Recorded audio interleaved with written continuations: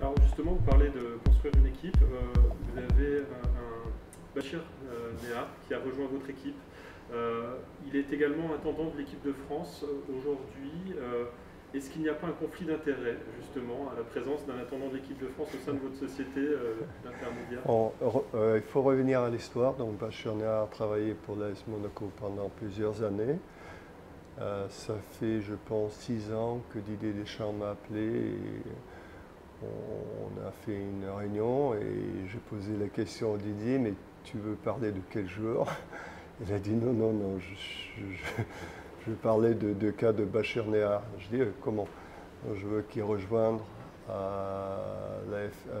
l'équipe de France, mais j'ai besoin que tu valides parce que c'est pas à temps plein, mais en ce cas-là, il doit partir pendant les trêves internationaux pour les compétitions, tout ça. Donc j'ai réfléchi, mais par le respect pour le sélectionneur, par le respect pour la FED, j'ai validé.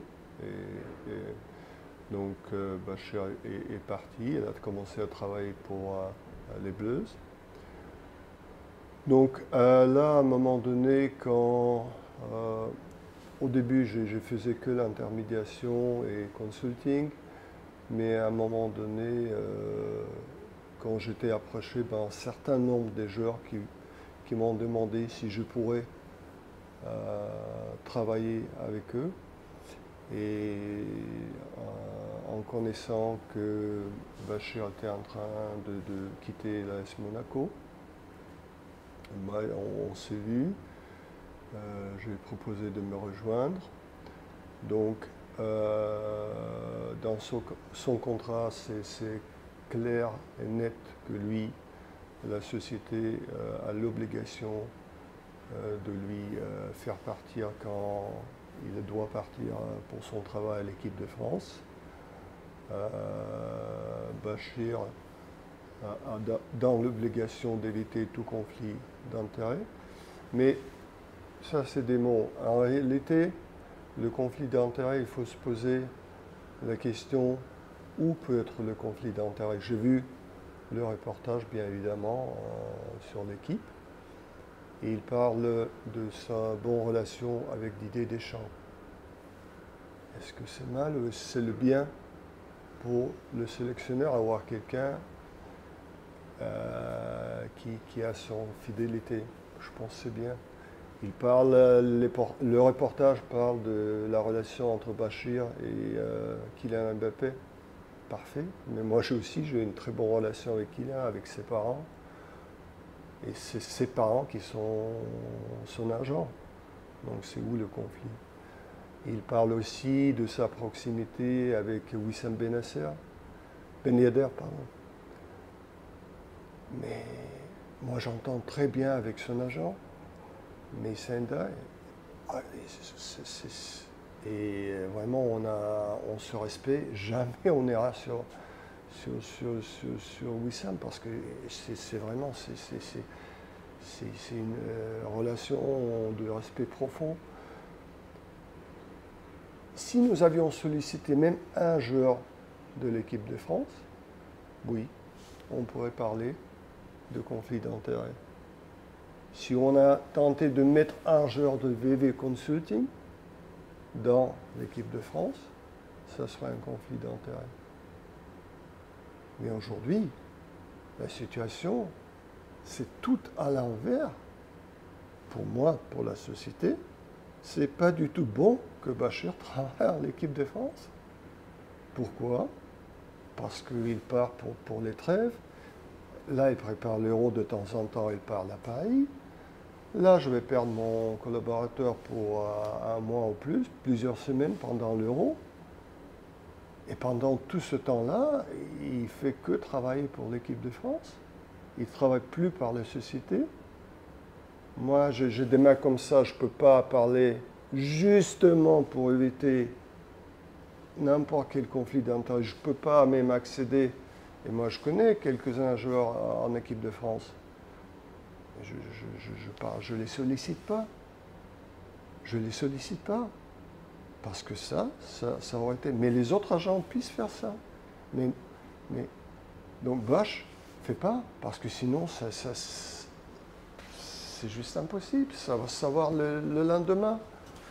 Et moi, j'ai un bon rapport avec Didier Deschamps depuis des années. Mais même là, j'essaie de reculer un peu de notre relation. Sinon, je pourrais appeler, demander son avis sur tel joueur, même dehors de l'équipe de France. Je ne fais pas. Pourquoi? Certes, c'est pour éviter. Donc, les gens qui partent de ça, soit ils se trompent, soit ils sont mal informés, soit c'est des autres raisons qui pour moi sont vraiment pas les bonnes. Est-ce que justement, vous parlez de réaction, est-ce que les agents, votre arrivée dans le milieu, dans ce milieu des agents, est perçue comme une concurrence par certains agents qui du coup répliquent aussi à travers ces accusations? Oui, bien évidemment, ça peut être le cas parce qu'ils voient un ex-dirigeant qui a quand même réussi à faire 1 milliard de transferts, qui a quand même des réseaux importants, et là, qui construit une équipe avec des gens forts autour de lui. Ça peut inciter peut-être la jalousie ou la peur, mais c'est ça la vie, il faut toujours avancer. Si c'est moi ou c'est un autre, mais dans la vie, toujours, il faut faire un pas avant et pas à l'arrière. Donc je pense que ceux qui sont contre se trompent du combat.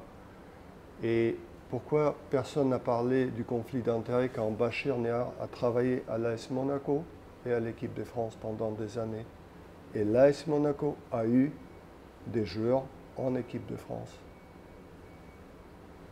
Si on suit la même logique, on pourrait dire « Ah, ok, ils sont mis d'accord, et par les rapports avec Didier Deschamps, Monaco mis les joueurs, mais ça c'est ne pas connaître le foot, c'est ne pas connaître Didier Deschamps.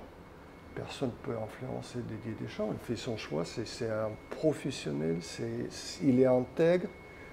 On connaît des exemples des joueurs phares qui n'ont pas été invités malgré toute la pression, parce que c'est lui qui est le responsable, c'est lui qui fait ses choix, et c'est lui qui les assume.